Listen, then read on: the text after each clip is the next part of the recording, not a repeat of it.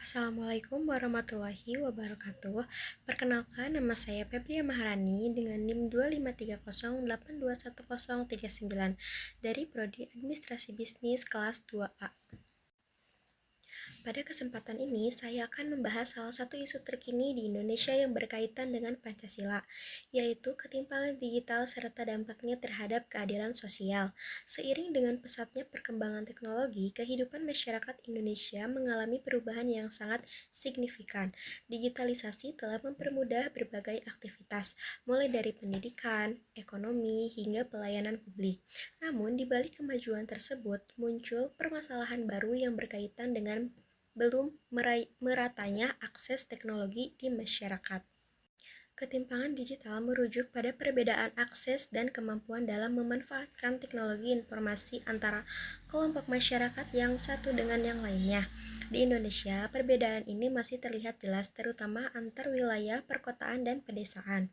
Masyarakat di daerah perkotaan umumnya memiliki akses internet yang lebih cepat serta fasilitas teknologi yang lebih memadai. Sementara itu, di beberapa daerah terpencil, akses terhadap internet dan perangkat digital masih sangat terbatas. Kondisi ini menimbulkan berbagai dampak khususnya dalam bidang pendidikan. Pada era pembelajaran digital, siswa yang memiliki akses teknologi yang baik akan lebih mudah mengikuti proses pembelajaran. Sebaliknya, siswa yang memiliki keterbatasan akses akan mengalami kesulitan dalam memahami materi. Hal ini menunjukkan adanya ketidaksetaraan kesempatan dalam memperoleh pendidikan, yang pada akhirnya bertentangan dengan nilai keadilan sosial dalam Pancasila. Selain itu, ketimpangan digital juga berdampak pada sektor ekonomi. Perkembangan ekonomi digital membuka banyak peluang usaha baru, seperti perdagangan online dan layanan berbasis aplikasi. Namun, tidak semua masyarakat dapat memanfaatkan peluang tersebut. Kelompok masyarakat yang memiliki keterbatasan akses teknologi akan tertinggal dan sulit tersaingi atau bersaing, melebar antara mereka yang mampu mengakses teknologi dan yang tidak. Dalam perspektif Pancasila, kondisi ini menjadi tantangan serius, khususnya terhadap sila kelima yaitu keadilan sosial bagi seluruh rakyat Indonesia. Pancasila mengajarkan bahwa setiap warga negara berhak memperoleh kesempatan yang sama dalam berbagai aspek kehidupan. Oleh karena itu, ketimpangan digital harus menjadi perhatian bersama agar tidak menciptakan ketidakadilan di masyarakat. Selain aspek keadilan sosial, ketimpangan digital juga berkaitan dengan nilai persatuan. Perbedaan akses informasi dapat mempengaruhi cara pandang masyarakat terhadap suatu isu.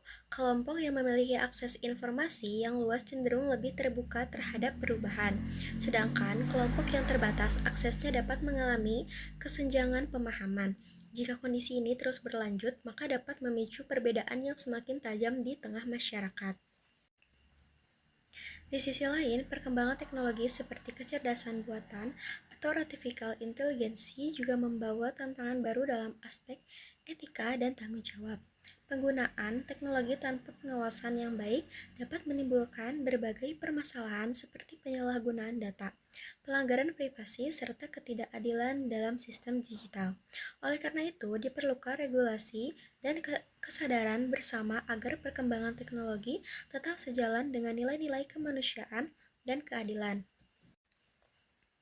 Menghadapi permasalahan tersebut, diperlukan berbagai upaya untuk mengurangi ketimpangan digital di Indonesia.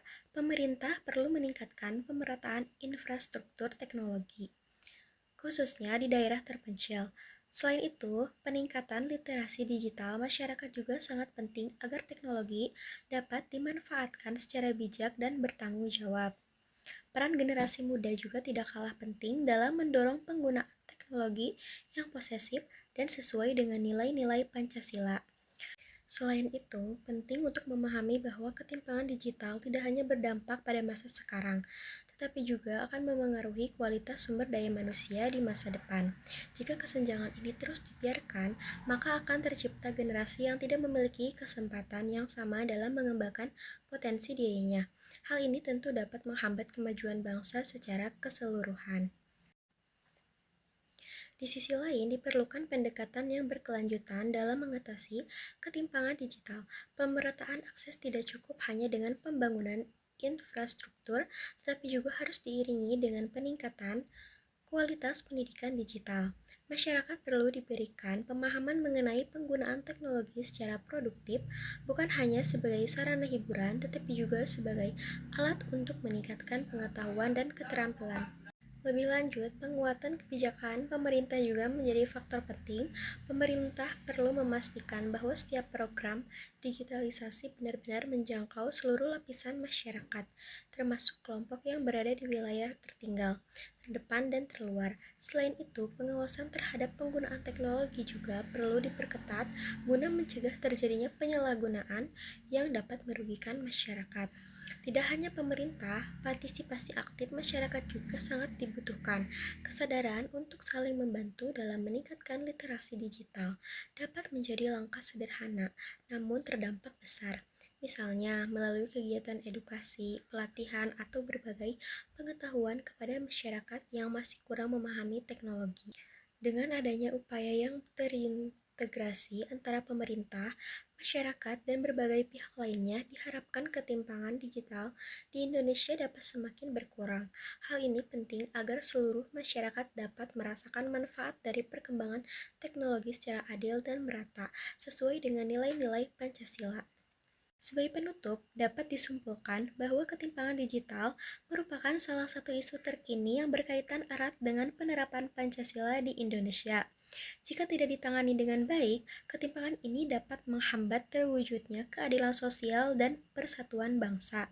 Oleh karena itu, diperlukan kerjasama antara pemerintah, masyarakat, dan masyarakat dan seluruh elemen bangsa untuk memastikan bahwa perkembangan teknologi dapat dirasakan manfaatnya secara merata oleh seluruh rakyat Indonesia. Mungkin cukup sekian yang dapat saya sampaikan, kurang lebihnya mohon maaf. Wassalamualaikum warahmatullahi wabarakatuh.